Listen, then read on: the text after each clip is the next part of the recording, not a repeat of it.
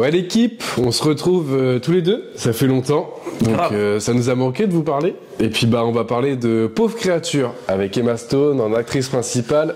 On vous montre l'extrait maintenant. Et j'ai besoin d'expérience. Bella sort et vit des aventures. Donc Bella a beaucoup à découvrir. Tu es la plus belle femme que j'ai jamais vue.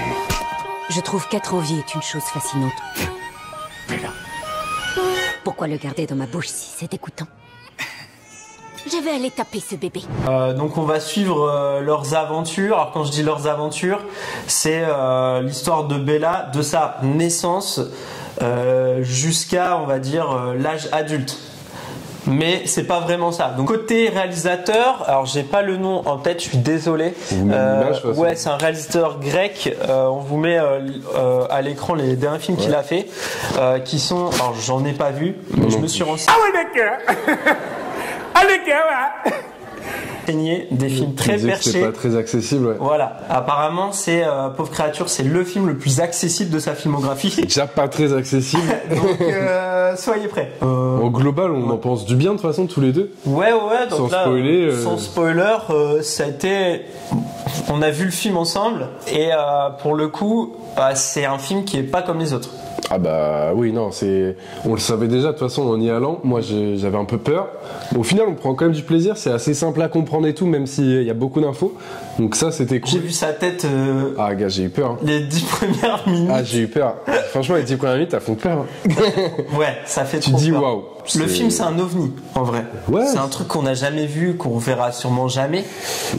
Mais il a beaucoup de qualité. Le casting, alors pour citer 2-3 personnages, il y a Emma Stone qui est géniale. Mark Ruffalo, incroyable. Meilleur rôle pour moi du film. Ah ouais. Bien que tout le monde va dire Emma Stone. Ouais, moi je préfère Emma Stone. J'adore Mark Ruffalo, donc voilà. Et puis on a William Dafoe, qui est toujours parfait de toute façon. En mode Frankenstein. Moi ce que j'ai à dire c'est, je trouve l'histoire est bien menée. La partie où on apprend qu'elle se suicide, c'est cool parce que je l'avais pas vu venir celle-là. Petit cliffhanger sympa. Ça rapporte de l'émotion à l'œuvre. C'est ça, et on se dit il y a un fond quand même. C'est ok, il y a une vraie histoire derrière. Ouais. Moi j'ai bien aimé le côté aventure. En fait c'est une vraie aventure parce que déjà. T'as envie de savoir où ils vont à chaque fois après dans quelle ville. Voilà. Le côté où elle part et elle a dit, on sent qu'elle va vraiment aller à Lisbonne, elle va vraiment aller à Paris et tout. Et ça j'ai adoré le fait que ce soit chapitré. Ouais. Ça nous permet de suivre plus facilement sa vie. Les chapitres et tout, ils sont très beaux d'ailleurs les plans où il y a les chapitres. Ils sont très beaux. Net, c'est silencieux mais c'est très joli à regarder. Il va filmer le réalisateur en ce qu'on appelle le plan fish eyes. Donc en gros c'est comme si vous regardiez à travers votre porte. Une serrure, ouais.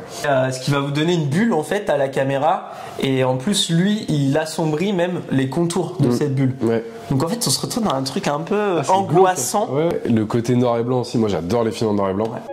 Je vous présente Bella. Bella, je te présente Monsieur McCandles. Bonjour, Bella.